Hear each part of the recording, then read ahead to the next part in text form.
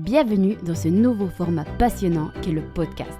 Si vous nous suivez depuis un moment sur notre chaîne YouTube L'Oralie, vous savez que nous aimons partager nos réflexions, nos expériences sans filtre sur la maternité. Aujourd'hui, nous sommes heureux de vous présenter notre nouveau projet de podcast, Mon incroyable histoire.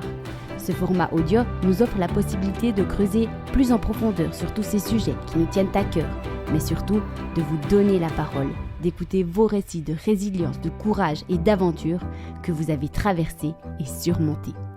Dans chaque épisode, nous allons découvrir vos histoires incroyables et apprendre de vos expériences.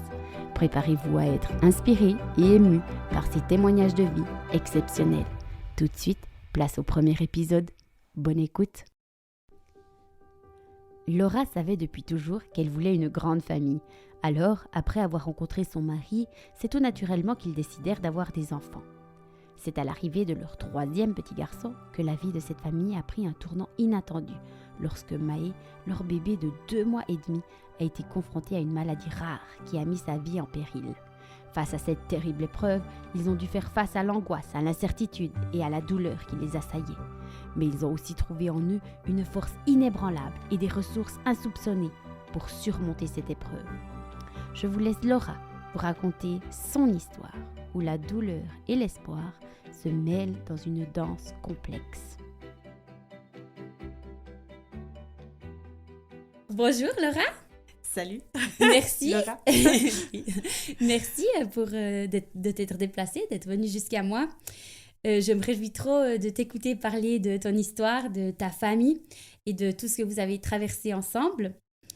Et pour ça, tu es ma première invitée sur ce podcast. Je suis honorée.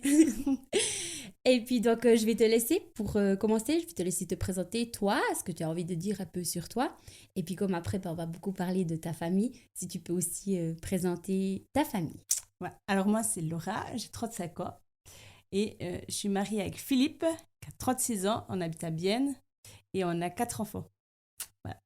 Très bien. Et tes enfants, ils s'appellent comment? Alors, il y a le premier Noam, qui a 9 ans. Le deuxième Lias, qui a 6 ans. Le troisième Maë, qui a 4 ans. Et la petite dernière, Nayalou, qui a 1 année. Très bien. Voilà. Super, waouh, 4 enfants. Et donc, ça sera surtout un peu plus de Maë qu'on va parler, le troisième.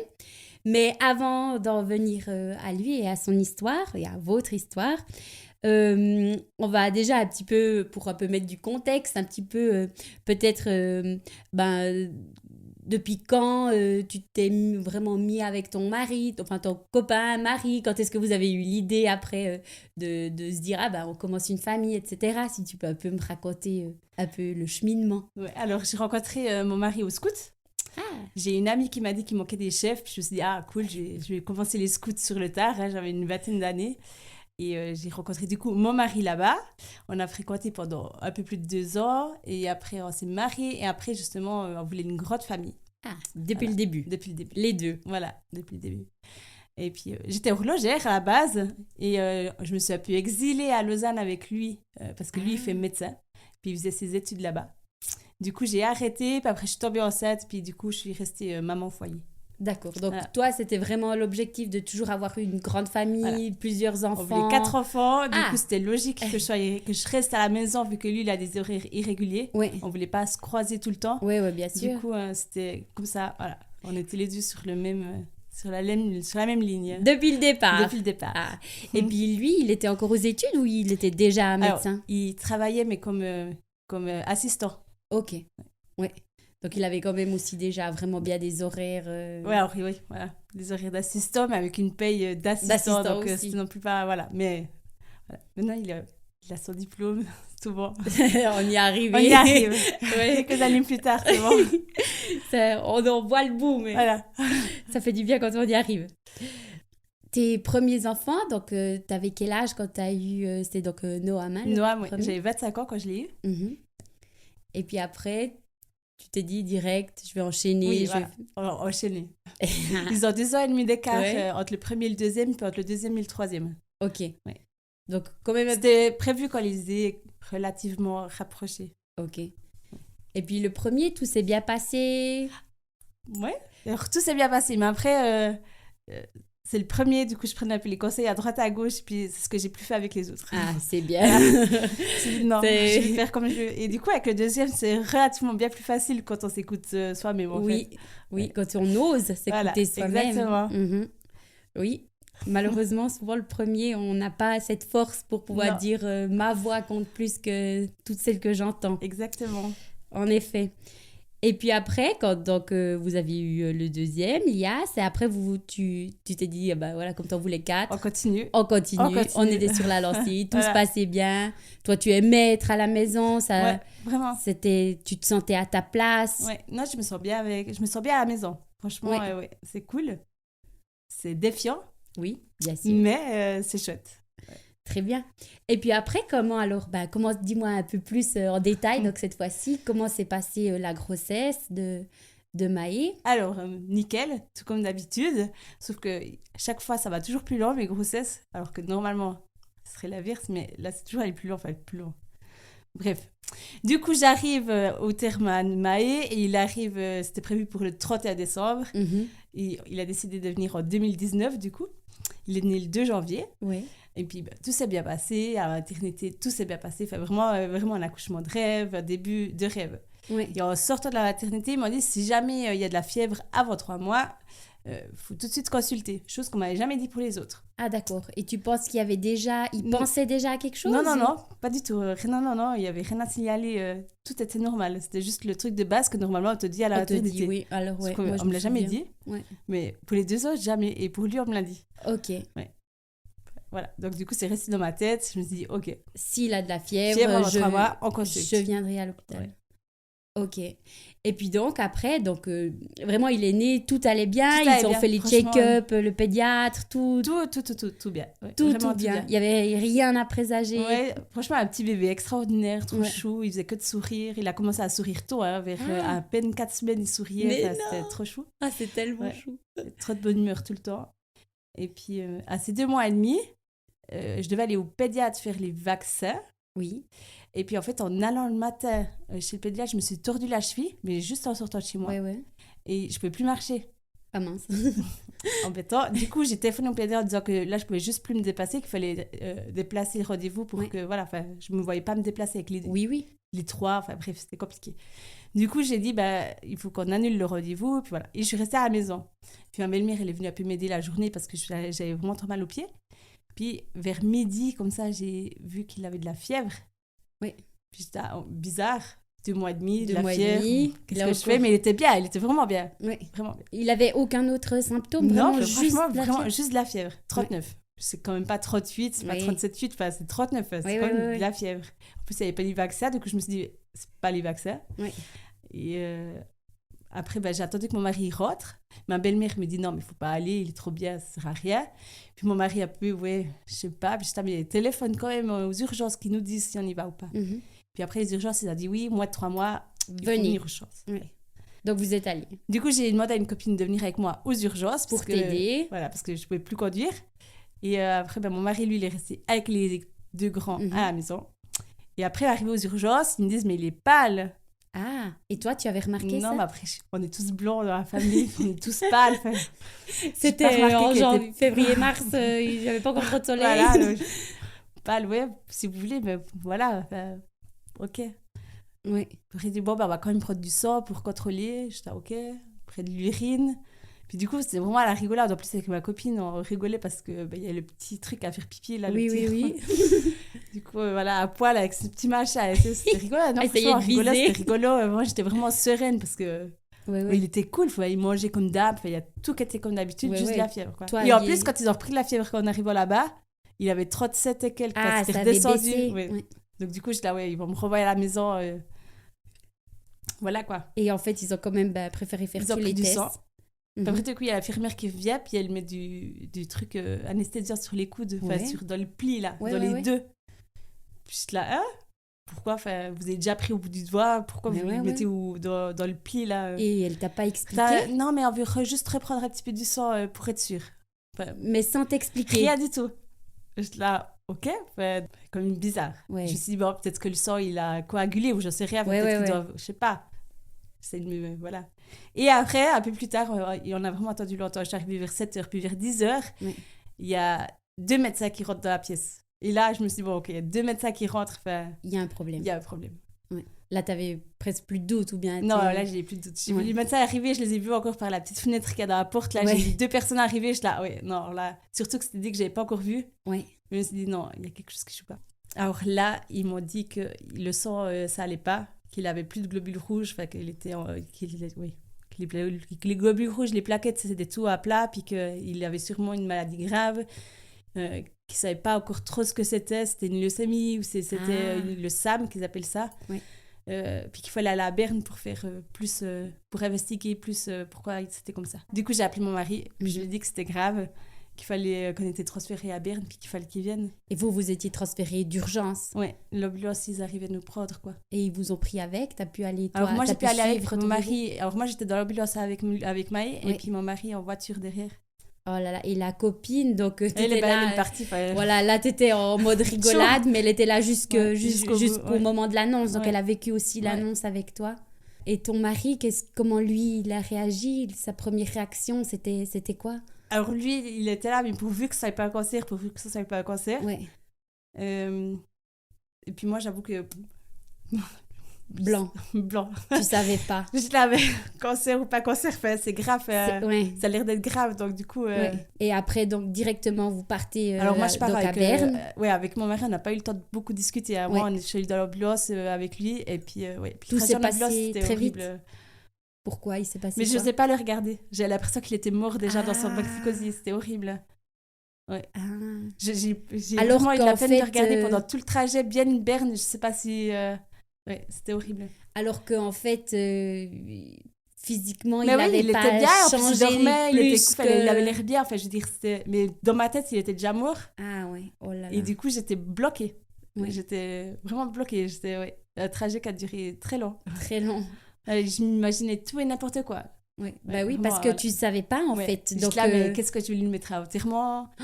On venait de mettre l'autocollant avec son prénom sur le bus. Je suis là, mais je vais pas l'enlever s'il meurt. Qu'est-ce qu'on va faire? Et après, je pense que j'ai pas eu le temps de débriefer avec mon mari avant de partir. Ouais. Du coup, ça allait dans tous les sens. Ah bah oui, ce qui est totalement normal. Ouais. Il y a déjà eu un truc positif, c'est que mon mari, il a retrouvé un copain qui avait fait les études avec lui. Ah. Et du coup, ça j'ai l'impression que ça a pu détendu le truc. Mon mari il s'est senti bien. Ouais. Et puis apaisé, du coup, moi, la même chose. Enfin, j'ai trouvé mon mari bien, je me suis dit, ok, on reste... La force tranquille. Du coup, on s'est dit, ok, on reprend le truc. Ouais. Et puis là, on s'était mis en mode combat. On y va. Et puis donc là, qu'est-ce qui se passe dès que vous arrivez donc à l'hôpital à Berne? Alors là, justement, ils lui prennent toutes les constantes, ils refont tous des tests. Voilà, ils refont tous des tests, ils prennent des sangs. Après, ils nous disent qu'il faudra aller aux soins intensifs plus tard. Ouais. Et puis qu'il faudra lui prendre une ponction aussi parce que justement, il est suspecté une maladie. Donc, la maladie que lui, il a, vraiment. Mais pour ça, il fallait 8 points. Ah. Enfin, checker 8 trucs dans une liste. Ouais. Et puis, du coup, il devait faire tous les examens pour checker ça. Puis, pour exclure la leucémie. Parce que c'est une maladie qui est proche de la leucémie. Ok, donc eux, ils avaient quand même déjà la maladie Ils l'avaient déjà en tête. Ouais, d'accord. Justement, ils hésitaient entre celle-là et la leucémie. Ouais. D'accord. Cette maladie, elle s'appelle comment? HLH. Qu'est-ce que signifie? En anglais. Ou bien en français, c'est LHF, c'est la lymphohistiocytose familiale. Il a eu un petit rhume. Et en fait, son corps, au lieu de combattre le rhume, il a commencé à combattre contre son corps. C'est devenu n'importe quoi dans son corps. Il s'est attaqué tout ce que ça a trouvé. Et puis le risque, c'est que si on tarde à trouver, il peut vite avoir des séquelles. On a directement... tout a été mis en place pour que ça soit vite... trouvé en fait. Donc du coup, ça n'a pas eu le temps de faire des dégâts. Ils ont fait une IRM, du coup ça fait aussi peur. Ils ont fait des scanners, des trucs au début pour voir le cerveau, comment c'était. Du coup je suis là, non mais... Et en fait, tout était ok encore. Et tout ça, ils ont fait dans les combien de temps là, dès que vous êtes arrivé à Berne? C'était un vendredi soir quand ça a commencé. Donc du coup, on arrive le week-end, donc les services entre guillemets réduits. Donc du coup, ça a été fait mais lentement. Et puis on a eu les résultats puis les confirmations, on a eu en début de semaine. Okay. Et mais le week-end, on savait déjà quasi sûr que c'était ça. Ok. Et puis, vous aviez pu passer le week-end avec lui à l'hôpital? Oui, alors on a toujours, depuis le début jusqu'à la fin, on est resté avec lui. Il était allaité? Oui, je l'ai allaité. J'avais aussi souci que ça se termine, puis au final, j'ai pu l'allaiter une bonne partie. Ouais.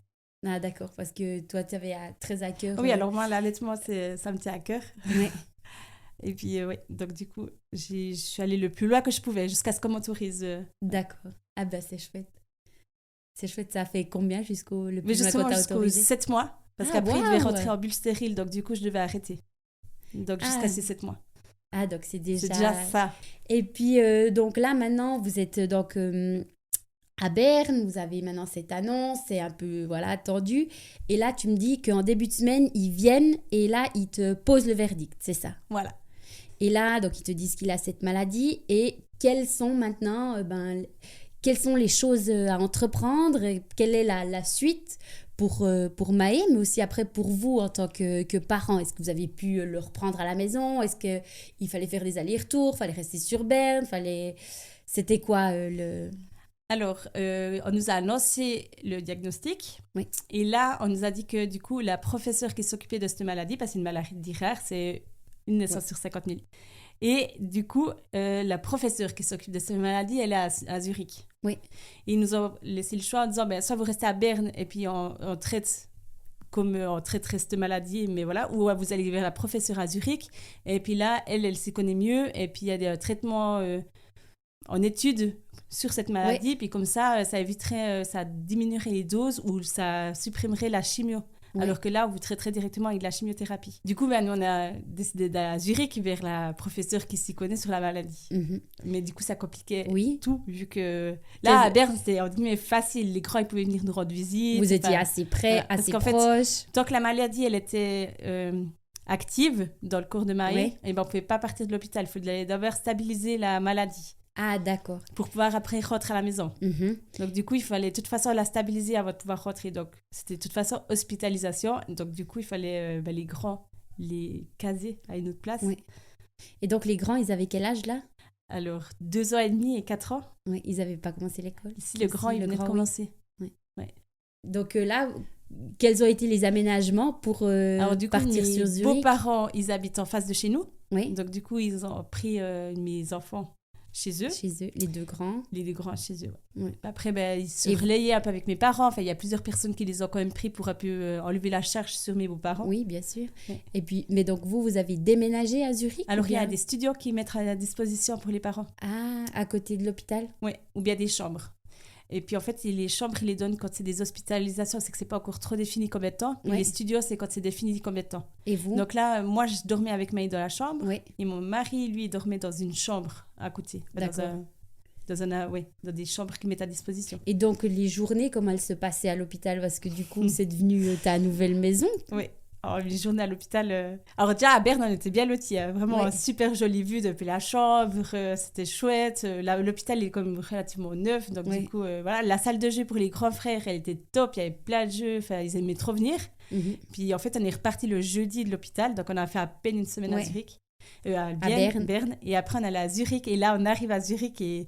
Vieil hôpital, la chambre elle était jaune, jaune poussa, fait vraiment moche. Je suis là, non, mais. Voir le jaune. Je suis là, non.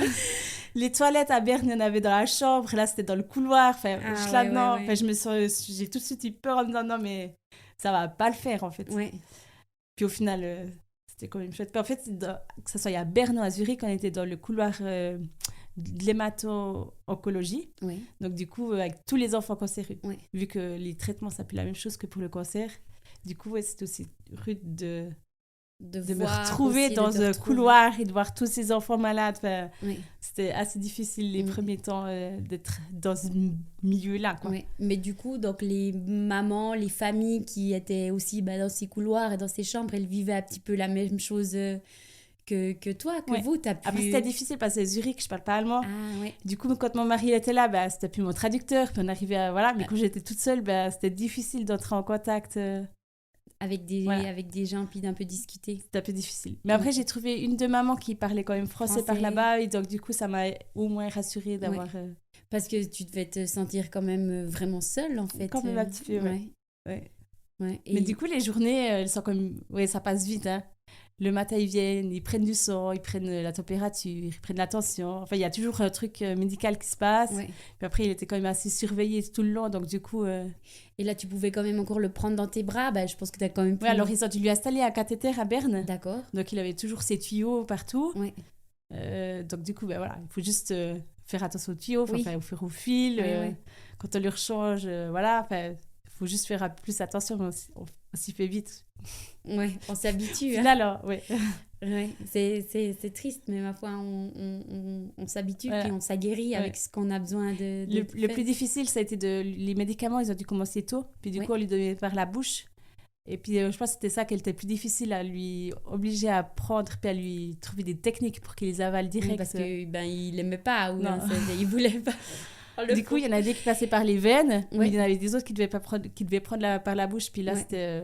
difficile. Ouais, puis il y en avait vraiment une pétée. Il y en avait une dizaine des fois par jour. C'était pas mal. Et donc, les frères, ils venaient à quelle fréquence? Alors, ils venaient tous les week-ends. Tous les week-ends. Oui, et puis, tous vous les passiez week-ends. le week-end là? Et puis, ils venaient, puis ils dormaient avec Philippe dans sa chambre. En chambre, Ouais. ouais. Donc, du coup, ça faisait un peu... voilà. Il se serrait dans son lit avec les petits. Mais voilà, là, justement, ils sont dans le lit à mon mari. Oui. Et puis, du coup, après, la journée, ils venaient. Puis, c'est chouette, c'est vraiment convivial à Zurich. Ils faisaient du tricycle dans tous les couloirs d'hôpital. Enfin, c'est vraiment cool. Ils laissent vraiment les enfants. Ils faisaient de la trottinette. Il y avait des coups à Lego. Enfin, vraiment, ils se sont quand même éclatés, même si c'était pas... C'est pas l'enfance... Parce que c'est vrai que la première chose qu'ils ont dit, c'était mieux à Berne. Puis là, ouais. Puis après, au final, ils ont quand même trouvé leur compte. Puis ils étaient contents d'avoir tout leur jeu. Donc, du coup, voilà. Et puis, ce qu'ils aimaient, c'était faire le camion poubelle sur le lit à Maë. Le fameux camion poubelle des petits garçons. Ça, c'est... Et puis du coup, là, ça a duré combien de temps, ce temps à Zurich et puis ce temps d'hospitalisation? Alors là, du coup, il devait stabiliser la maladie. Puis la maladie, elle a été stabilisée. Donc ça, c'était mi-mars quand c'est arrivé. Et puis on a pu rentrer mi-avril. Donc je suis restée un bon mois à Zurich. Ouais. Oui. Puis on a fait la surprise à Noam, c'est qu'on a pu rentrer pour son anniversaire. Ah, chouette. Il fêtait ses 5 ans. Voilà. Super. Du coup, c'était super sympa. Il était trop heureux de nous voir à la maison. Il s'y attendait pas. Et puis, nous, on était trop contents. Alors après, on avait quand même des consignes, parce qu'avec les médicaments, on devait faire attention. Donc, il ne devait pas avoir trop de monde. On devait faire déjà relativement attention à Maï. Oui. Donc là, c'était dans les consignes, justement, il y avait... Tu peux me dire un peu plus, il y avait quoi? Et du coup, vu que tous les médicaments qu'il prenait, son immunité, elle diminuait avec la chimio, etc. Donc, la chimio, on ne l'avait pas encore. On avait le traitement en étude, mais du coup, il fallait quand même faire attention qu'il n'ait pas de nouveau une maladie, que ça commence à s'activer, en fait. Même juste un rhume. Voilà. Il fallait faire attention parce que s'il avait de nouveau une maladie, ça pouvait se réactiver. Donc, il fallait essayer de limiter les échanges avec les gens. Les microbes. Voilà. Donc, du coup, on devait faire attention, mais ce non plus pas encore trop strict. Ok. Voilà, on faisait attention, mais voilà.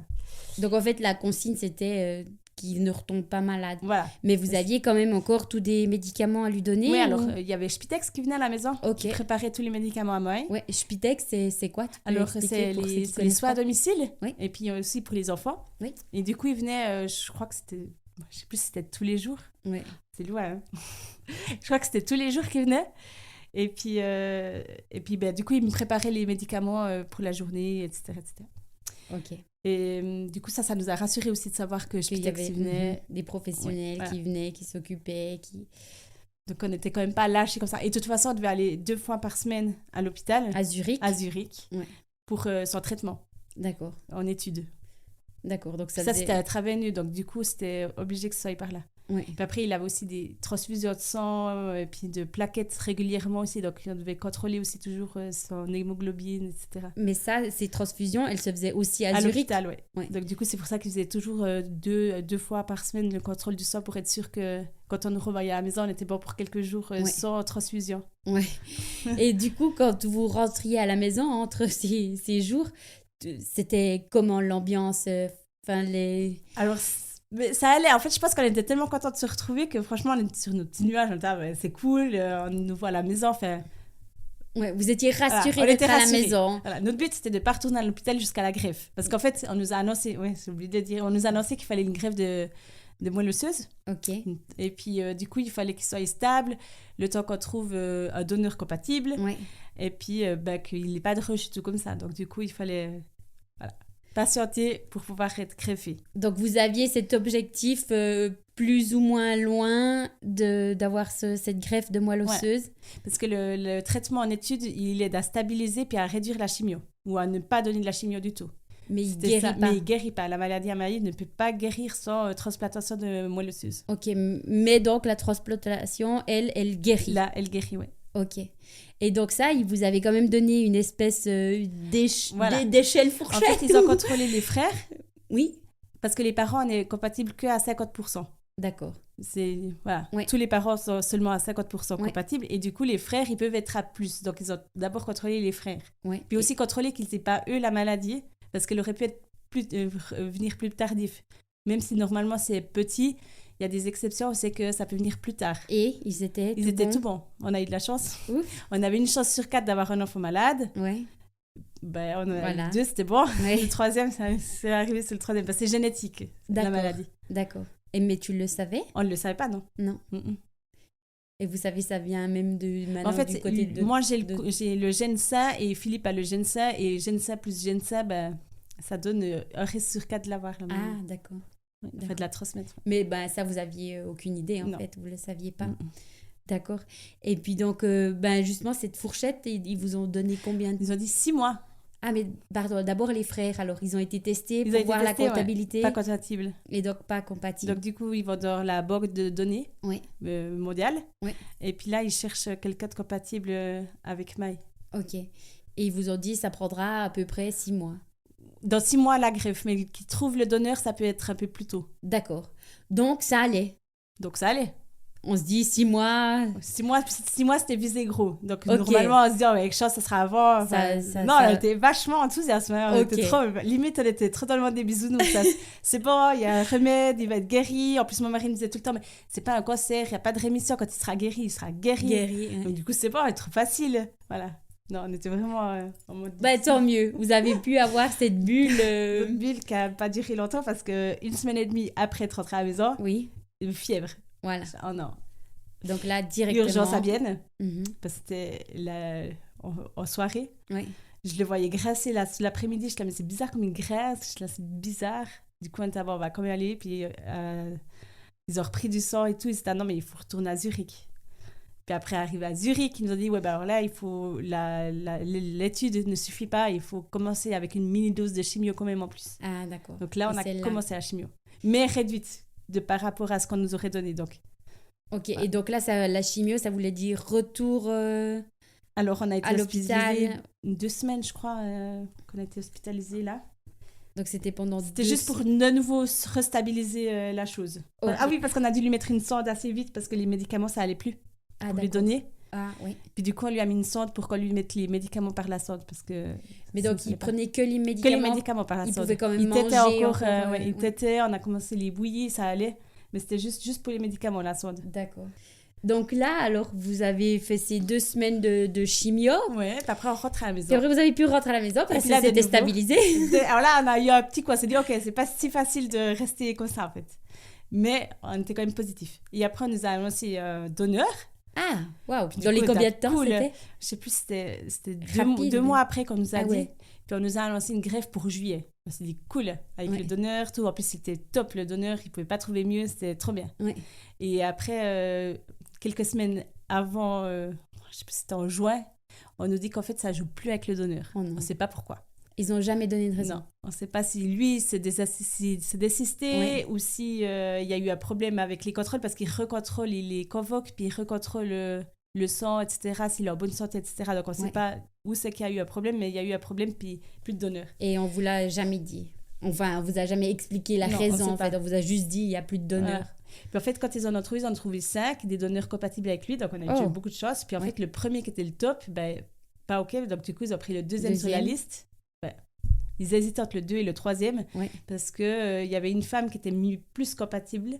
Mais sauf que les femmes, il y a le risque que la greffe rejette le corps. Ah ouais. Parce que la femme, comme elle peut avoir des enfants, etc. Enfin, bref, une femme n'est pas une très bonne donneuse en général. D'accord. Ils cherchent plutôt des hommes entre 25 et 35 ans. Oui. Je crois que c'est ça.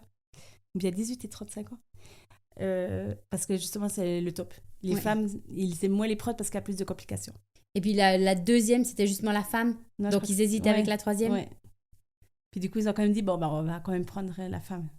Ils ont quand même pris la femme. Ouais. Alors, elle était moins bien que le premier, mais c'était quand même la mieux. Puis ils se sont dit, bon, ça devrait quand même le faire, on prend la femme. Oui. Et alors, nous, on est contents. Bon, du coup, ça a retardé. On avait la greffe qui était prévue pour août. Ok, donc ça a retardé d'1 mois. D'1 mois. Ça va. C'est horrible. Oui.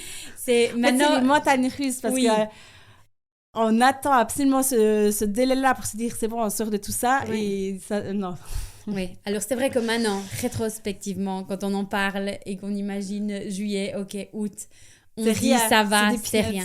Mais sur le moment... Non, c'est long. En plus, surtout que les enfants, ils en ont aussi marre, les grands. Oui. Ils nous voient faire des allers-retours à Zurich. Oui.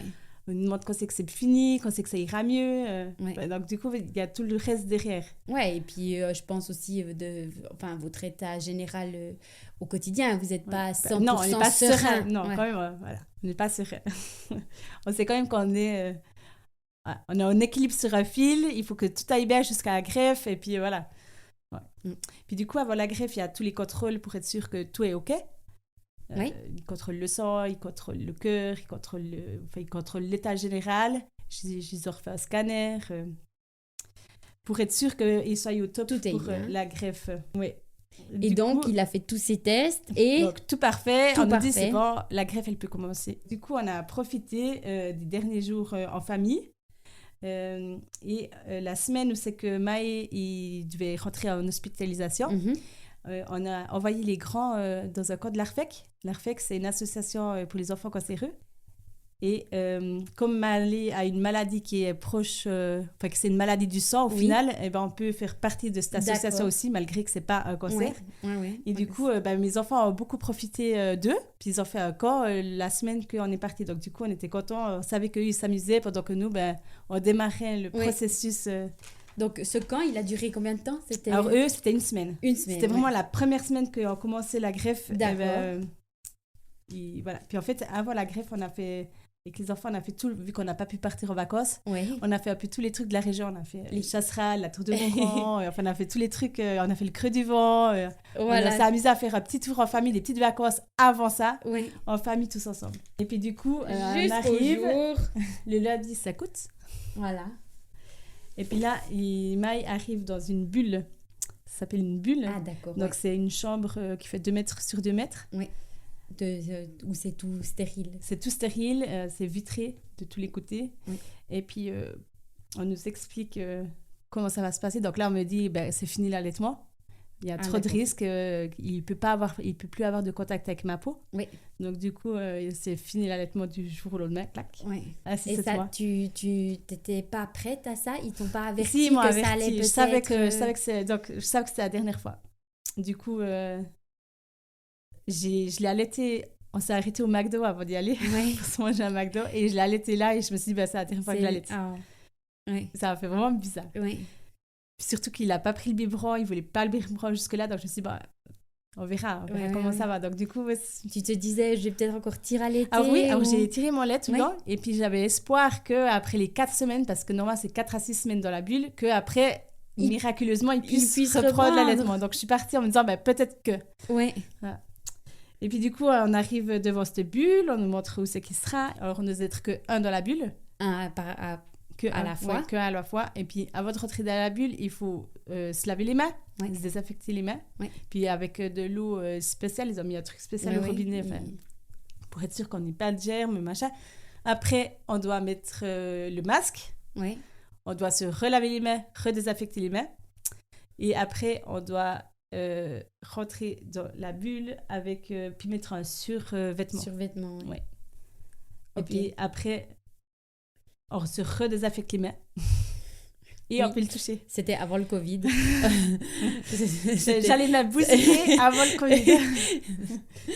Et si toute chose tombe par terre, c'est à gicler en dehors. Il ne faut surtout pas ramasser. On gicle en dehors de la bulle. On ne ramasse rien qui tombe par terre. Ok. Et puis donc là, une fois que vous aviez fait tout cette espèce de processus, vous pouviez quand même le toucher ou alors on peut le toucher, on peut le prendre dans les mains, dans les bras vu qu'on a le survêtement. Mais on n'ose pas lui faire de bisous, on n'ose pas approcher notre visage de son visage. Donc On ose le prendre, mais on n'ose pas avoir un contact vraiment physique avec lui. Parce que le but, c'est qu'il détruise toute son immunité. Oui. Et puis que du coup, le moindre truc peut être fatal pour lui. Donc du coup, il faut qu'il attrape absolument rien pendant ça. D'accord. Et puis Maë, comment il les a vécues ces 6 semaines dans sa bulle? Alors en fait, la première nuit, donc je tirais mon lait, mais je me réveillais 2 fois par nuit pour venir tirer mon lait à côté de lui. Mm-hmm. Et la première nuit, l'infirmière qui était là, elle m'a dit, mais si vous voulez, vous pouvez l'arrêter une dernière fois, vu qu'il n'a pas encore eu les traitements qui détruisent tout Samuel. Oui. Vous pouvez venir l'allaiter une dernière fois. Puis, voilà. Et du coup, ça m'a fait super du bien de pouvoir me dire... je l'ai vécu vraiment. C'était mon petit ange, l'infirmière. Merci, l'infirmière. Ouais. Vraiment, ça m'a vraiment fait super plaisir. Puis du coup, donc, j'allais toutes les nuits tirer mon lait là-bas. Et puis, en fait, il ne voulait pas le biberon comme ça. Donc du coup, après, il lui mettait mon lait. Par la sonde. Qui pasteurisait avant. Ah, d'accord. Ouais, il pasteurisait mon lait. Puis après, il lui mettait dans la sonde. Et puis lui, en fait, il l'a super bien vécu. Je suis étonnée, mais il l'a très bien vécu. Enfin, j'ai pas eu l'impression qu'il a été... du coup, il l'avait pas vraiment fait parce qu'on le gavait par la sonde. Donc du coup, voilà. Et puis, on était quand même toujours là pour lui. Vous étiez à part là... la nuit, en fait, de 10h à 10h le matin, on n'osait pas être là. Ok. Parce que le soir, la nuit, il n'y a pas de lit, donc on ne peut pas dormir. Ouais. Et puis le matin, jusqu'à 10h le matin, ils font les soins, ils le lavent, ils prennent le sang, etc. Ouais. Donc du coup, ça sert à rien qu'on soit là. Du coup, on pouvait aller à partir de 10h le matin. Ouais. Puis là, on avait un studio à côté de l'hôpital. D'accord. Et puis là, il a jamais pleuré des heures dans son berceau? Alors non, mais les médicaments qu'il donnait, ça détruit sa moelle, ça détruit tout. Donc du coup, c'est très fort. C'est lourd. Et puis du coup, il est plus fatigué, il est plus grincheux. Donc, alors après, on s'attendait à pire, mais c'est quand même pas évident de le voir. On voit que c'est quand même pas le top pour lui, quoi. Ouais. C'est drôle parce que dans la bulle, il y a un côté où c'est qu'on peut mettre nos mains dedans. Donc du coup, on peut se parler, puis celui qui est dehors, il peut quand même communiquer avec celui qui est dedans. Donc on n'est pas vraiment vers lui, mais voilà. Donc du coup, c'est rigolo quand même. Voilà. Et là, les grands frères, ils ont pu venir. Alors du coup, puis ils s'amusaient à mettre leurs mains dans les tuyaux. Donc du coup, ils trouvaient ça vraiment rigolo. Et puis du coup, c'est super bien allé. Donc c'est 2 semaines de traitement intense pour tout bousiller. Et puis après, il y a la greffe qui se passe. D'accord. C'était le 14 août. Donc c'est 2 semaines pré-greffe. Et jours. Après, ça donne encore à peu près, il compte encore à peu 4 semaines. Pour jusqu'à ce que ces cellules remontent. En fait, du moment que ces cellules remontent puis que son immunité elle revient, et on peut sortir de la bulle. Donc du coup, on a eu... ça, c'est le collier que tu parlais avant. Oui. Chaque traitement que Maë reçoit, que ce soit justement la transplantation, bien entendu, mais il y a aussi les transfusions de sang, les transfusions de plaquettes. Chaque fois qu'on lui remettait la sonde, chaque fois qu'on lui donnait des transfusions d'anticorps ou bien des études, en fait, etc., chaque fois qu'on nous donnait une petite perle pour mettre sur un collier pour qu'on ait un souvenir. Puis en fait, chaque perle correspond à quelque chose. Ah. La perle chimio, elle lui ressemble à un petit bonhomme. Un petit bonhomme vert. Quand on prend du sang, c'est une petite perle rouge. Alors là, par exemple, chaque fois que je vois une petite perle rouge, c'est comme chaque fois qu'il lui prenait piqué le doigt pour lui prendre du sang, pas avec le cathéter. Ça compte pas parce que ça lui faisait rien, mais quand on lui... En fait, c'est vraiment quand on fait quelque chose sur son corps. Ouais. Et c'est comme entre guillemets une récompense pour nous montrer, regarde, après quand on lui montre le collier, regarde tout ce qu'il y a eu, mais t'as été un champion, quoi. Ouais. Même s'il lui comprend pas, un jour j'espère qu'il verra ça en disant, purée, en fait... un jour il comprendra. Je pense là, les petits bonhommes en Y, c'est les anticorps qu'on lui donnait pour l'étude. Ouais. Les petits blancs, c'est tous les pansements qu'on devait lui faire. Donc du coup, c'est un joli collier qui donne... Ah ouais, et donc ça, ils font avec tous les enfants hospitalisés, justement. En oncologie. Ouais, c'est quelque chose de connu, je savais pas. En Suisse allemande. Ah, c'est que en Suisse allemande. En Suisse romande, je crois qu'ils ont un autre système, mais c'est d'accord. en Suisse allemande. Ouais. Donc là, on arrive à la greffe. Donc on est arrivé par avion jusqu'à Zurich. Il y a un monsieur qui avait une mallette avec ça sur lui pour venir nous l'amener. Enfin, je trouve ça quand même dingue que le mec, il a pris l'avion pour venir nous amener une seringue de 103 millilitres. Voilà. Puis du coup, ça a pris même pas 10 minutes pour mettre ça dans le corps. Alors, ça peut varier. Hein. C'est eux qui choisissent la quantité par rapport... ils ont des calculs savants à faire. Oui, bien sûr. Par rapport à le sang qu'ils reçoivent, etc. Ouais. Donc du coup, pour Maë, il a suffi que de 36 millilitres de moelle osseuse Voilà, pour lui sauver la vie, en fait. Ouais. Wow. Donc, ils ont bousillé sa moelle pour remettre cette moelle-là dans Maï. Et donc là, tu dis ça allait très vite. En 10 minutes, c'était fait. Voilà, 10 minutes. Ouais. Pour petite précision pour la moelle osseuse, en fait, justement, je disais que c'était les hommes de 18 à 35 ans qui peuvent donner. Ouais. Et puis, il faut être en vie, quoi. Ouais. Et puis, n'importe qui peut s'inscrire sur le... Donc, n'importe qui en vie.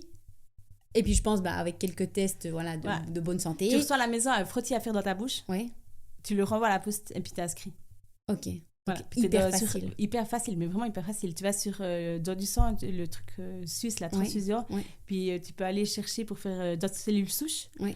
Et tu t'inscris là, tu reçois ton petit frottis à faire dans la bouche. Ouais. Et tu le renvoies par la poste et t'es inscrit. Et puis après, t'es inscrit. Donc, eux, avec ça, ils arrivent à voir... Si tout de coup, il y a quelqu'un qui est compatible avec toi. Et puis après, ils t'appelleraient en cas de comptabilité. Oui, de compatibilité. Voilà. Pas comptable. Non. Et puis du coup, après, je sais pas si tu sais, mais la personne qui donne, elle, c'est quoi son traitement à elle? Elle doit aussi passer par un moment bulle. Aussi... Non, c'est quelques jours. Hein. Ouais. En fait, il y a deux solutions. Soit ils te prennent juste du sang. Ouais. Ou soit ils te le prennent et ils te font une piqûre pour aller te chercher dans l'os. Ouais. La moelle osseuse. Puis là, du coup, c'est entre guillemets plus compliqué, tu dois avoir une petite anesthésie, etc. Oui, mais c'est minime et tu sauves des vies. Voilà, tu sauves des vies. Ouais. Voilà, ouais. Et donc, c'est en ambulatoire. Je veux dire, c'est un cadeau parce que si Maë n'aurait pas eu cette moelle, il serait mort en fait. Ouais. Il n'y avait pas d'autre issue à Maë que d'avoir une moelle compatible. Une greffe. Les gens qui n'ont pas... En fait, c'est plus difficile pour les gens qui sont mélangés. Quand tu dis mélanger, qui sont métis ou comme ça, qui ont deux... oui. qui ont deux nationalités, pas nationalités, mais deux genres complètement différents, parce que du coup, c'est plus difficile à trouver une moelle compatible. Ouais. Et du coup, ceux qui n'ont pas de moelle compatible, ils doivent attendre, et puis ça peut être dangereux, quoi. Mais là, on a eu beaucoup de chance, on en a en plus eu 5, mais il y en a des qui en trouvent pas. Ouais. Et je tiens aussi à préciser que les mamans qui accouchent, il y a quelques hôpitaux en Suisse qui fait que tu peux prendre le sang dans le placenta. Oui.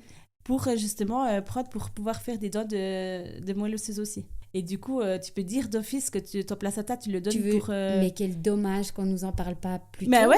Et puis, pas tous les hôpitaux font ça. Et pourquoi... Et ça, je sais pas. Et je trouve ça super dommage. Mais pourquoi c'est pas quelque chose que toutes les femmes qui accouchent doivent savoir? C'est ça, parce que je veux dire, le placenta, au final, il ne sert pas à grand-chose. Et puis, au final, ça pourrait sauver la vie de plein d'enfants. Enfin, c'est surtout pour les enfants, parce que comme il n'y a pas énormément de sang, il y en a quand même beaucoup, mais pas assez pour un adulte. Mais ça aurait pu sauver Maë ou n'importe quel autre enfant avec le placenta d'une autre maman, d'un bébé. Ça devrait être fait d'office, en fait. Je trouve aussi. Mais oui. Je ne comprends pas non plus pourquoi c'est pas fait, parce que je trouve que ce serait... c'est cadeau, quoi. Ouais. Ça va à la poubelle. Oui, autant le prendre puis le mettre sur la... c'est ça. Ouais, vraiment. C'est ça, ça va à la poubelle. Hein. C'est vrai. C'est presque ahurissant, mais tu vois... D'accord. Le problème, c'est qu'on ne nous le dit pas dès qu'ils ont heureusement pas traversé ce genre d'épreuve, on ne nous le dit pas. Voilà. Donc, très dommage. D'ailleurs, pour ma 4e, j'ai regardé et en fait, c'était justement à Berne. Mais donc, il faut accoucher à Berne. Oui. Ah, c'est même pas, on peut envoyer à Berne. Il faut accoucher à Berne. Justement, je crois qu'il y en a 3 ou 4 qui font, c'est pas énorme. C'est ça que je comprends pas non plus. Oui, donc ça va changer. J'espère. Il faut que ça change. Mais oui, c'est bien maintenant aussi, déjà. Personnellement, sur mon Instagram, j'ai beaucoup... c'est triste, mais je suis beaucoup de mamans qui ont des enfants malades. Oui. Et justement, il y en a une qui a été greffée avec un cordon. Ah, waouh. Avec un placenta. Ouais. Et donc, combien de temps il reste dans cette bulle? Donc, du coup, maintenant, il faut que ces cellules remontent. Ouais. Donc, tous les jours, on est aux aguets du moindre petit changement. Parce que là, c'est 0,000, il faut que ça remonte. Oui. Et en fait, les neutrophiles, donc ce qui défend le corps, ils sont à 0,0 après la greffe, puis même un peu avant la greffe. Et du coup, ils doivent être à 0,5 pour qu'on puisse envisager rentrer à la maison. D'accord. Donc, tous les jours... à partir de la semaine qui suit, on est aux aguets de voir quand c'est que ça remonte. Et puis ça c'est censé remonter. Enfin, qu'est-ce qui est censé les remonter? Ben, la ça se greffe, fait naturellement. la greffe qu'il a été mis dans lui, Oui. elle doit prendre sa place et commencer à refaire le travail que sa greffe avant faisait, Ok, en fait. donc ça Elle se doit fait prendre- tout seul. Ça se fait tout seul. Si la greffe fonctionne, ça se fait tout seul. Alors, il a des traitements et tout, quand même. Oui. Surtout aussi pour un anti-rejet, etc., etc. Oui. Mais c'est la greffe qui doit prendre son rôle, qui doit fonctionner. Enfin, Oui, on d'accord. peut rien faire, en fait. D'accord, il faut attendre. Il faut attendre que les choses se passent. Donc 5 semaines après être Après la entré dans la greffe. bulle ou après la greffe? Non, dans la bulle. 5 semaines dans la bulle. Donc, ça veut dire 3 semaines 3 après la semaines. greffe. Il y a les cellules qui ont commencé à remonter. Waouh. Du coup, on a pu gentiment sortir. Mais du coup, il faut beaucoup le protéger parce que la peau, elle devient beaucoup plus sensible. Il faut D'accord. mettre... voilà, c'était... Ouais, mais donc c'était à Exagéré. 0,5 et c'était vous pouvez sortir. Juste pour une balade d'1 heure. Ah, ok. C'était pas encore sortir. Non, une balade d'1 heure dehors. D'accord. Wouhou. Donc, du coup, lunettes, chapeau, Masque. masque. Oui, surtout le masque pour rien choper. Et puis, des gants. pulls longs. Non, pas Ah. les gants, mais des pulls longs, etc. Il ne faut surtout pas que le soleil... voilà. Donc, Oui. on doit faire hyper gaffe. Puis, on est en août, donc encore plus... vraiment faire gaffe. Ouais. Et du coup, en fait, on sort et réaction allergique. Il devient tout rouge, tout, le stress en ressort. Donc, en Donc, fait, la c'était- première sortie, catastrophe. Première On a dû vite sortie. rentrer, machin. Mais après, la deuxième, ça a été mieux. Bon, c'est pas vraiment ce qu'il y a eu. On a flippé, mais on a pu Oh non. rentrer.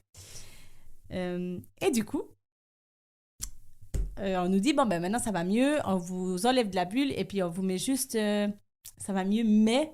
Toujours des mais. Oui. Il y a peut-être une petite bactérie sur le cathéter. Il faut qu'on vous change le cathéter. Ah. Du coup, on vous change le cathéter. Puis après, vous pourrez rentrer à la maison. D'accord. Youpi! Et puis là, c'était juste combien de temps alors? On Donc, en est du où coup, on là? a 6 semaines. Une semaine après qu'on ait pu faire la petite balade. Ok, et la petite balade, vous pouviez la faire tous les Tous jours? les jours après, ouais. Donc vous avez Pendant fait à peu 1 heure. près 6 balades. Voilà. Et après, on nous a transférés dans une autre chambre. Donc, plus besoin de survêtements, etc. Oui, Donc, on retrouve semblant de vie. oui. Juste pour en attente du cathéter. Et Donc, tu vois, il est bien. Il est trop bien, trop content. On est trop happy. La greffe est passée. On peut rentrer à la maison. Mais on doit juste attendre de changer le cathéter. d'accord. Trop bien. Trop bien. Franchement, trop beau. Et du coup, patatras, qu'est-ce qui se passe? Il change de cathéter et en fait, il revient et là, il commence à vomir. Mais vomir tout ce qu'il peut, hein, vraiment. Et tout d'un coup, il commence à devenir tout rouge sur la peau, il commence à avoir des plaques, ça ressort par en bas, ça ressort par en haut. Enfin, Et donc ça, c'était après le changement du cathéter. ouais, mais ça n'avait rien à voir avec le cathéter. Ça avait rien à voir. Non. Ils sont Et au sûrs. final, heureusement qu'on était à l'hôpital, en fait. Ok. Ça serait arrivé à une heure, je sais pas... En flash, je sais plus, je crois. Donc, Ouais. au final, je pense que heureusement qu'on est encore à l'hôpital. Oui. Heureusement qu'il y avait cette bactérie sur ce cathéter Ouais. qui vous a fait rester un peu plus longtemps que prévu. Voilà. Et du coup, on cherche à comprendre ce qui se passe. Donc ça recommence et Retour rebelote. à la bulle. La bulle, les tests. Retour à la bulle, retour au truc, parce que ces cellules, ça revient n'importe quoi. On doit lui refaire des traitements à n'en plus finir. Ouais, voilà. Franchement, il faisait que de dormir. Oui. Il faisait que de dormir, il hurlait, il se réveillait, il hurlait. On a dû lui mettre une CPAP à morphine. Ah. On pouvait... non, c'était horrible. Donc là, c'était le pire. Le pire scénario, en fait, pire quand on nous a moment. dit, on rentre dans la bulle, on nous a dit, dans 97% des cas, la greffe fonctionne. Ouais. Et en fait, là, la greffe, elle a trop fonctionné parce qu'en fait, elle a commencé à attaquer tout son corps. En fait, elle s'est dit, mais je suis pas chez moi. Ah oui. Alors, elle a attaqué tout ce qu'elle trouvait aussi. Ouais, ouais. Est-ce que c'était justement un petit peu ce que tu me racontais avant, que c'était peut-être une femme? Voilà. Je pense que c'est une bonne partie à cause de ça, ouais. Oui. Du coup, ça a attaqué sa peau. Donc, il a commencé à peler de partout, puis à venir tout rouge de partout. Oui. Mais vraiment, presque comme brûlé. Hein. C'était vraiment non, horrible. Oui. Après, il a commencé à gonfler. Il gonflait du ventre. Il vomissait tout ce qu'il pouvait. Donc, il n'y avait plus rien qui rentrait. Ça ne ressortait plus. Enfin, ça ressortait trop, justement. Il y Oui. avait tout qui ressortait. Il n'y a plus rien qui restait. Oui, il n'y a plus rien qui restait, que ça sortait par tous les... Donc, son estomac, il était tout inflammé. Son foie, il faisait n'importe quoi. Ouais. Et puis là, les médecins, ben, qu'est-ce qu'ils vous disaient, eux? Ils savaient? Alors là, ils nous ont dit que c'était... qu'ils ne Un pouvaient rejet. rien nous garantir. Parce qu'il y avait rien qui fonctionnait de ce qu'il faisait. Donc même, c'était chaque jour, on essaye ça, on ne sait pas si ça va fonctionner. Enfin, c'était vraiment... Mais est-ce que le pronostic vital était... Oui. Ouais. En fait, la greffe, ça s'appelle le GVH. Quand la greffe, elle se rebat contre ton corps. Oui. Et en fait, il y a 4 stades. Ok. 1, 2, c'est facile. Donc c'est un rejet, en fait. Oui. C'est pas son corps qui le rejette, c'est la greffe qui rejette son corps. Ok. Et en fait, il y a 4 stades, et puis les 2 premiers, c'est gérable, et puis 3 et 4, c'est le pronostic engagé. Ok, et donc lui, il était 3-4. Ouais. Du coup, là, c'était chaque jour, on ne savait pas s'il allait mourir ou pas. Oh là là. Chaque jour, on se posait la question de ce qu'allait arriver. Et là, toi, t'étais comment si t'arrives à te souvenir, mais t'arrivais à avoir un peu espoir, t'arrivais à te dire... Non, c'est-à-dire, en fait, je pense qu'il y a beaucoup de matins où c'est que j'allais en me disant, mais il faut qu'il meure, il faut qu'il parte. Ah, tu pensais ça? Ouais. Non, mais je le voulais, en fait. Parce que tellement tu voyais qu'il souffrait. Trop, enfin, c'était horrible. Il souffrait beaucoup trop. C'était vraiment horrible. Oui. Donc, t'avais même plus l'espoir de dire qu'il... Parce que chaque jour se ressemblait. En fait, chaque jour, il y a rien qui fonctionne. On essayait chaque jour, il y avait autre chose. Enfin, franchement, c'était vraiment horrible. Mais vraiment horrible. Oui. Là, il était plus là, c'était plus maille, quoi. Il souriait plus, il dormait tout le temps. Non, c'était horrible. Ouais. Et ton mari, lui, il avait un peu plus espoir. Il te disait quoi? Vos conversations, elles ressemblaient un peu à quoi? Alors, on a trouvé un truc drôle à faire, c'est qu'on jouait à Super Mario. D'accord. On changeait les idées. Donc, du coup, on jouait à Super Mario quand il dormait, puis que ça allait relativement bien. Et puis, on essayait de se changer les idées comme on pouvait. En fait, c'était... Ouais. On a quand même toujours réussi à essayer de positiver le plus qu'on pouvait, et puis à essayer de lui montrer qu'on était là, puis qu'on essayait de garder le cap. En fait, dès qu'on était dans sa chambre, on essayait de rigoler, d'avoir la bonne ambiance, d'avoir la bonne humeur. Et puis dès qu'on sortait, c'était un peu le relâchement, et puis vous arriviez quand même... On même... n'avait pas envie de lui montrer qu'on baissait les bras, en fait, parce qu'on voulait y croire. Voilà. Donc c'est vrai que quand on était avec lui, on essayait vraiment de tenir le coup. Ouais.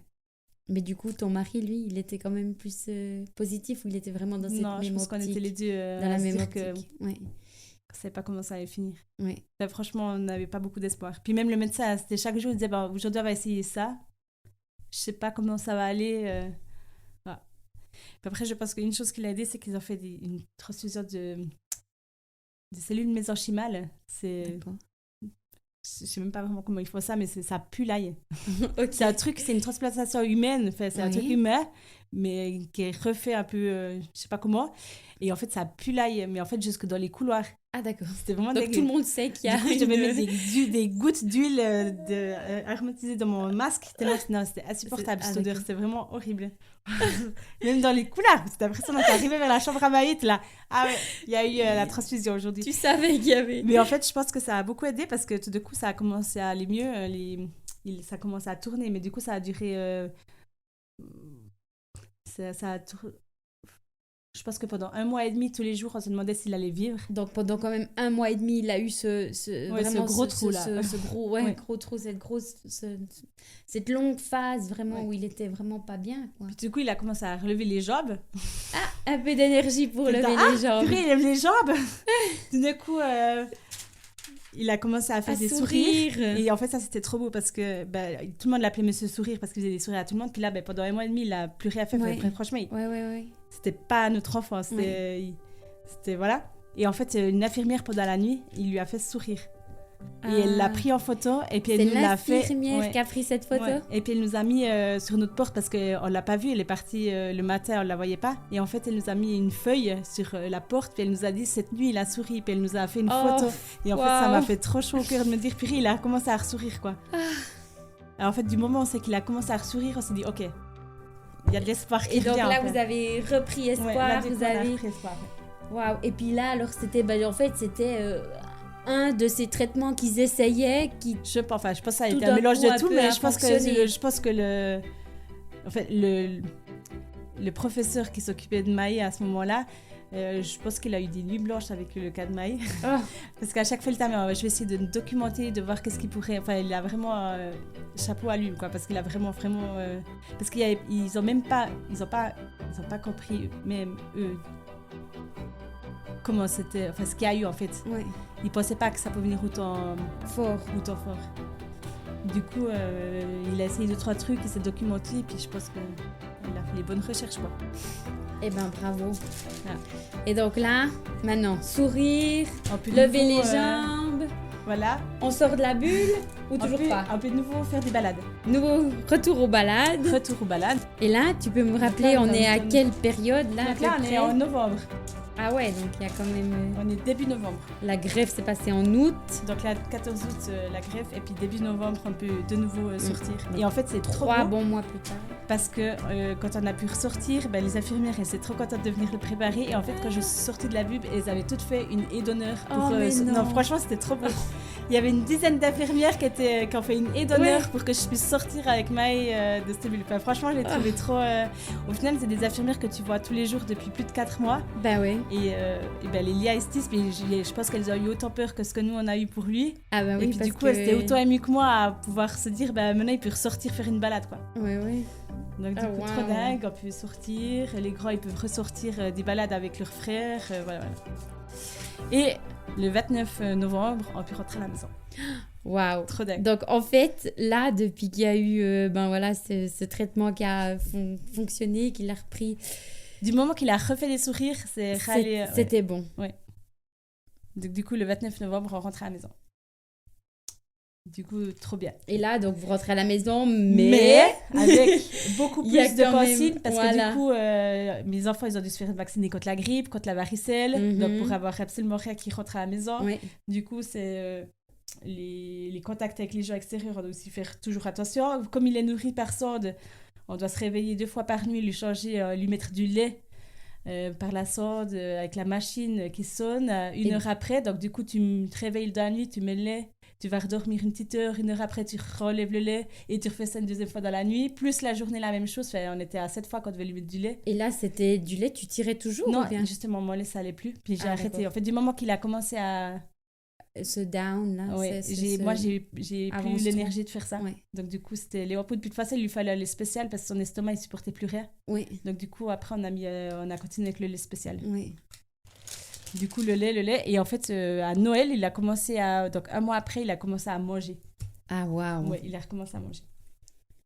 Mais, juste avant Noël... On en a marre de ces mets. Juste avant Noël, on a découvert qu'en fait, il faisait une autre rejet. Enfin, la greffe s'est attaquée aussi à ses poumons. Ok.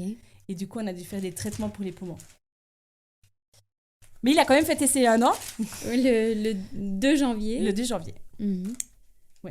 Le 2 janvier. Donc, c'était la grosse fête parce que personne ne s'imaginait Qui passerait le qu'il passerait l'année. 41 ans. Donc, du coup, voilà. Et puis après, du coup, on a dû encore aller à l'hôpital pour faire Donc, après la greffe, on devait toujours aller à l'hôpital tous les 2 jours. Oui.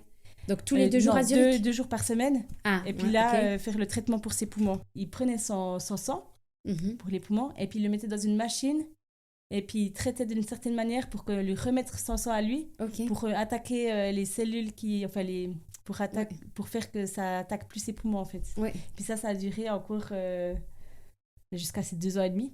Ah Donc ouais, pendant c'était 1 année et demie long, encore quoi. après. 2 fois par semaine à Zurich. Alors c'était plus tous les premiers 6 mois. C'était 2 fois par semaine, après c'était plus qu'1 fois par Ok. semaine, puis après c'était 1 fois toutes les 2 semaines, Ok. puis après 1 fois toutes les 3 semaines, etc. Mais ça marchait. Mais ça a marché. Mais ça a fallu 1 année et demie pour tout régler. Ouais. Donc, en fait, pour une histoire qui aurait duré... allez, ils nous ont dit qu'à ces 1 année, c'était bon. Que normalement, c'était fini. Et ben, au final, on en a eu jusqu'à ces 2 ans et demi. Après la greffe, normalement. Ouais. Il disait, avec Ah la non, greffe, c'est... s'il accepte. Non, c'est eu 1 année à lui. Oui, mais quand tu dis... 6 mois après la greffe, normalement, tu retrouves une vie normale. Oui, voilà. Donc, c'était après la greffe. Ils se sont dit, maintenant, normalement, à 1 année, ça sera bon. Quand il aura 1 année, Voilà. ça sera bon. Puis après, quand il y a eu le problème Sauf, du rejet, voilà. et puis du coup, ça a duré jusqu'à ces 2 ans et demi. Ouais. Donc, ça a été long. Ça a été long. C'était très long. Ouais. Et donc, après, il a eu 2 ans et demi. Il a eu 2 ans et demi, puis on a pu arrêter parce qu'il avait justement toujours une espèce de chimio qu'il prenait tous les jours, 2 fois par jour. Ok, ça, après la c'était greffe. toujours Spitex qui venait ou bien? Oui, mais après, on en fait aussi beaucoup, nous. Du Ok, coup, on ok. devient aussi un peu infirmier. Ah, Nous, on ben. prépare les médicaments. Après, il y a aussi le Covid. Puis depuis le Covid, on a aussi peur qu'il chope je sais pas quoi. Du coup, on a commencé à aussi diminuer Spitex, puis à faire que nous. Ouais. Donc, du coup, au final, on est venu aussi un peu les infirmiers à préparer nous-mêmes. Du coup, le Covid, là, tout le monde était en bulle aussi. C'est vrai, les gens ont vécu ce que nous, on a vécu. C'était presque... Ça tombait presque bien, comme ça, il y avait moins de monde qui venait le toucher, moins de monde qui venait... Oh là là. Et puis du coup, bah alors ouais, il a fait ses 2 ans et demi. Et puis comment ça s'est passé? Il y a eu quoi? Un dernier médicament? Alors justement, j'ai pris en photo la dernière dose de chimio. C'était le dernier médicament vraiment qu'on avait. La dernière dose de chimio, je lui ai filmé. Ouais. Et puis maintenant, il n'y a plus rien du tout. Après, il a quand même eu de l'ostéoporose aussi. Ok. Puis ça, c'était les traitements, mais on devait aller après tous les 3 mois, tous les 6 mois. Ouais. Puis du coup, il le faisait à ce moment-là. Donc, c'était plus des médicaments tous les jours. Ouais. Puis du coup, on a pu aussi enlever la sonde. Donc, il a quand même gardé sa sonde jusqu'à 2 ans. Un peu moins. Je crois qu'on l'a enlevé 3-4 mois avant qu'il finisse les médics. Parce qu'après, il n'y avait plus que justement 1 ou 2 médics. Puis ça, on arrivait faté pour qu'ils le prennent. Ah ouais. Du coup, on a pu quand même enlever la sonde. Je pense qu'il l'a eu pendant 2 ans. Un peu moins de 2 ans. Oh, c'est dingue. C'est long quand même. Hein. C'est long. Les montagnes russes. Et puis alors après, tu me dis, t'as filmé ce moment et... Ben, c'était trop dingue. Franchement, c'était trop dingue. Mais c'était irréel. Il y avait qui? T'avais invité tout le monde? Non, même pas. J'étais avec mon mari, puis je t'avais... Ouais, mais c'était trop fort comme moment. C'était, ouais. Et bon, de plus préparer tous ces médics et puis, enfin, c'était... Ouais. C'était le dernier. Ouais. Et puis j'ai aussi filmé quand on a enlevé la sonde. Puis après, je la mêlais où ta sonde, Maï? Puis après, il disait, parti. Ça, c'était trop chou. Ouais, non, c'était vraiment... Donc, j'ai quand même filmé ces moments clés. Ouais. Et puis, ouais, c'était dingue. Puis maintenant, on a un contrôle tous les ans. Ok. Puis ça sera jusqu'à ses 18 ans. Ouais. Parce qu'on doit contrôler que la greffe, elle est toujours supérieure à sa greffe à lui. Ouais. Ouais, d'accord. Et puis maintenant, lui, il a quel âge, donc, Redine? Il a 4 ans. Et donc, depuis 2 ans et demi jusqu'à maintenant, c'est 4 ans. Comment est le quotidien? Comment est Maë? J'ai envie de dire, j'ai l'impression que tout ça, c'était irréel parce que quand on le regarde, alors il y a les cicatrices et les cathéters, il en a quand même eu 9. Ouais. Donc, tu as les 9 cicatrices sur lui de ses cathéters. Ouais. Mais à part ça, on remarque pas qu'il était malade. J'avais peur qu'il soit pas social parce que il y a toujours un masque devant lui. Il a été quand même relativement restreint vers les gens. Donc, du coup, voilà, j'avais peur de ça. Mais au final, j'ai l'impression que c'est le plus social de tous. Enfin, vraiment... Et en plus, il y a quelques jours, j'ai reçu un formulaire à remplir de la professeure qui s'occupait de lui au tout début pour faire un feedback de comment ça a été pendant toute l'hospitalisation et tout. Puis en fait, il demandait comment il était maintenant. Puis je l'aime, au final, c'est vrai, il va bien, quoi. Ouais. L'ostéoporose, je crois que c'est réglé. Ouais. La cortisone, on ne voit même plus qu'il en a eu. Il est devenu tout maigrichon. Je veux dire, il a déenflé. Ouais, c'est impressionnant, franchement... Je pourrais pas dire qu'il a été malade, quoi. Ouais. Et puis lui, est-ce qu'il se souvient, tu penses? Il a des souvenirs, il en parle? Mais nous, on en parle quand même régulièrement. Puis après, il y a l'album, il y a aussi des photos, où c'est qu'il a la sorte, donc il sait qu'il a été malade. Puis après, on fait souvent aussi encore des choses avec l'ARFEC. Oui. Donc du coup, on a quand même toujours un lien avec eux. Donc du coup, on rappelle aussi pourquoi on va faire des trucs avec eux. On rappelle qu'est-ce que c'est l'ARFEC. Ouais. Donc du coup, il y a quand même toujours un lien avec la maladie. Donc je pense pas qu'il a des gros souvenirs, mais je pense qu'il y a quand même des choses qu'il... Il sait. Je pense qu'il sait. Puis quand on va chez le docteur, il sait.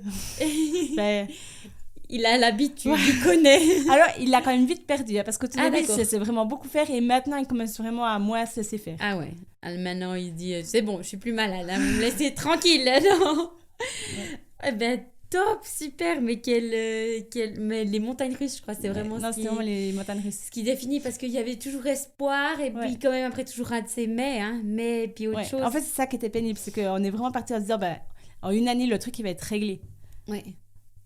Et puis c'était tellement positif, mais il y a traitement. Oui, il y avait une solution, voilà. Il y avait... Et en fait, c'est vrai qu'il y a toujours eu des mais, et en fait, ça nous a vraiment... je pense que ça nous a à chaque fois cassé, c'est vraiment horrible. Et donc là aussi, on peut dire aussi, mais en tant que couple, c'est aussi quelque chose que vous avez traversé, ça vous a plutôt...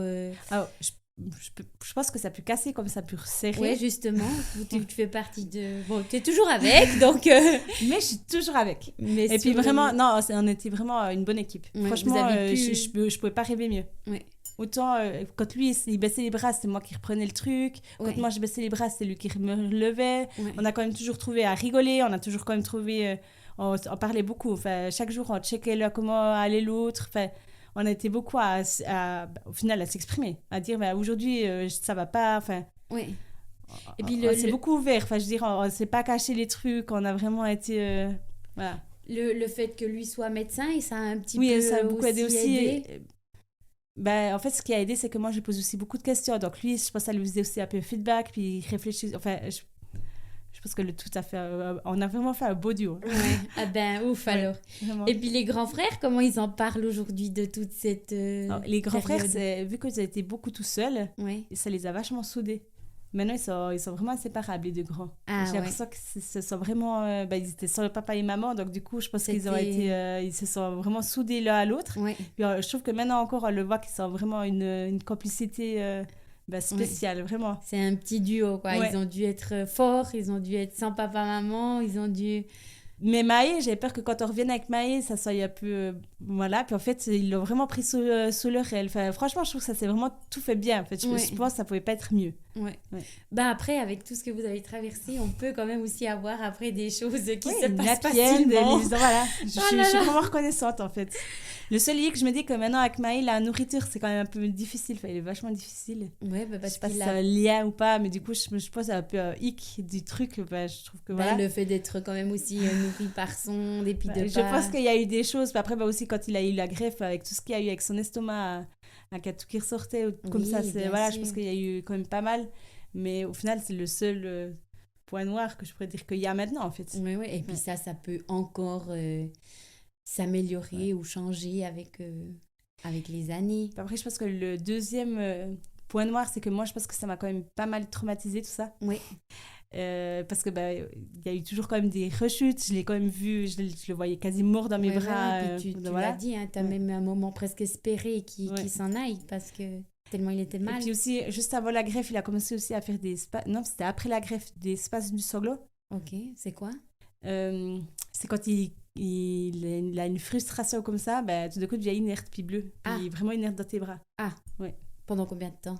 Juste quelques minutes, un peu moins d'une minute. Oui, je pense que même les secondes, là, ça passe. En fait, la première fois que c'est arrivé, j'étais avec une infirmière, j'étais à l'hôpital, heureusement. Et puis l'infirmière, elle était en panique autant que moi. Elle a appelé le bouton réa. Il y a 10 médecins qui ont débarqué dans la pièce. Vraiment en panique, parce qu'elle était inerte dans mes bras. Elle était morte dans mes bras, quoi. Ouais. Puis tu voyais, en plus, il avait le statut sur son doigt. Tu voyais tout qui chutait sur l'écran. Enfin, c'était horrible.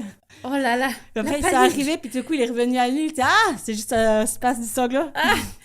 Normal. Ok, cool. C'était pas un truc en plus, quoi. Puis en fait, il s'est avéré que c'était que comme son hémoglobine, elle était souvent basse, ça peut favoriser ça. Ok.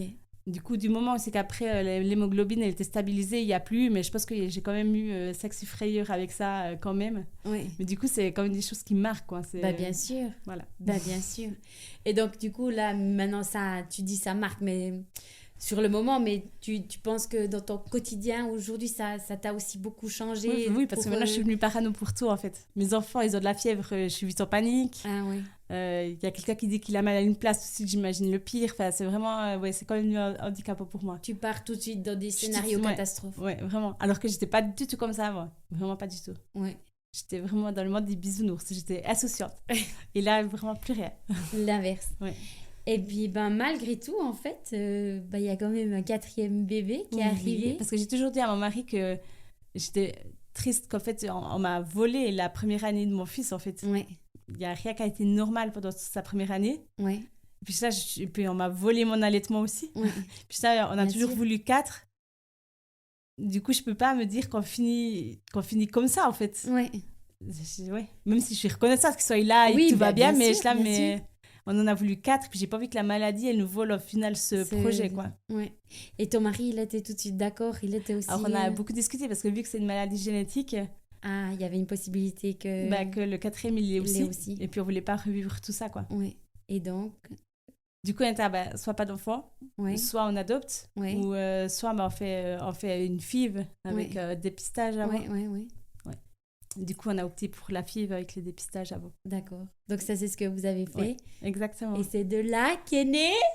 Nayalo. La 4e, voilà. La 4e, la petite fille, pour venir compléter la famille de garçons. Non. Voilà. Ah, chouette. Et puis, dans cette... Donc là, maintenant, vous étiez sûre qu'elle n'avait pas cette maladie-là. Oui. Mais tu sais, on entend souvent aussi des fois des mamans qui disent ah ben j'en ai déjà 3, ils sont les 3 en bonne santé, je vais pas... Est-ce que c'était quelque chose... Enfin, quand quelqu'un... Si maintenant quelqu'un te dit ça, toi, tu vois, t'as vécu presque le pire et puis t'as osé quand même faire ce 4e. Alors bien sûr avec une détection, mais il y a quand même plein d'autres choses. Qu'est-ce qui t'a donné un peu le courage en fait? Quand même de te dire quoi, la vie est plus forte ou bien... Bah oui, puis je voulais justement pas que la maladie elle pour tous nos rêves en fait. Ouais. On avait notre projet, on s'est mis ensemble, on a toujours dit qu'on voulait 4. Et j'avais pas envie que la maladie elle nous casse les projets qu'on avait en fait. Je voulais pas que non en fait. Ouais. Moi je voulais que justement la vie elle reprenne le dessus et puis que Maï il était en vie et puis que on voulait qu'on finisse notre vie de parents au final de ce chapitre de maternité avec un 4e bébé quoi. C'était comme ça et on voulait vraiment ça. Et puis c'est ce qui est arrivé. C'est ce qui est arrivé. Et là vraiment on est reconnaissant et puis on est super content d'avoir fait ça. Ouais. Et puis donc vous avez vos 4 enfants, le rêve comme ce que vous aviez prévu, commencé. Non mais franchement on se sent bien, on se sent vraiment complet, puis on est vraiment reconnaissant d'avoir pu avoir nos 4 enfants finalement. Eh ben trop chouette. Trop chouette, merci pour cette histoire difficile, mais voilà. Non, mais elle est belle. Elle est belle. Je tiens quand même à dire que même quand c'était la galère, on a quand même toujours trouvé des moments beaux dans tout ça, en fait. Ouais. Quand c'était la galère, il y avait les infirmières, elles étaient là, elles étaient présentes pour nous, elles nous ont des petits gestes, des petites attentions. Enfin, quand tu vis un truc comme ça, tu crois quand même encore à l'humanité, quoi. Je veux dire, on a eu des gestes de tellement de gens différents qui ont fait des trucs tellement fous pour nous que je me dis, mais en fait, ça te fait réaliser que les gens, ils sont quand même bons au fond d'eux, quoi. Ouais. Et quand tu vis pas ça, tu réalises pas, en fait. Tu vois pas toutes ces choses. Mais là, il y a eu tellement de choses trop dingues autour de nous, des gens qui ont fait pour nous. Enfin, c'est trop fou. Ouais.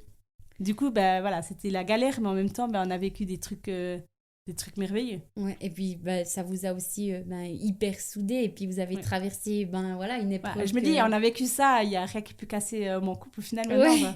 Et ta famille, vous êtes une famille de warriors, de super champions. Et Laura, merci beaucoup pour cette belle histoire, pour cette incroyable histoire de famille. Merci à toi pour ce privilège de passer en première. Et puis à une prochaine. Et puis pour tout le monde, à bientôt pour une nouvelle histoire. Voilà, c'est déjà la fin de cette incroyable histoire. Merci encore à Laura d'être venue témoigner à mon micro. Et si cette histoire vous a plu, n'hésitez pas à la partager autour de vous. Quant à moi, je vous laisse me retrouver sur mon compte Instagram ou ma chaîne YouTube, L'Oralie. En attendant, prenez soin de vous, prenez soin de vos proches, serrez-les un peu plus fort que d'habitude. Et à bientôt pour de nouvelles incroyables histoires.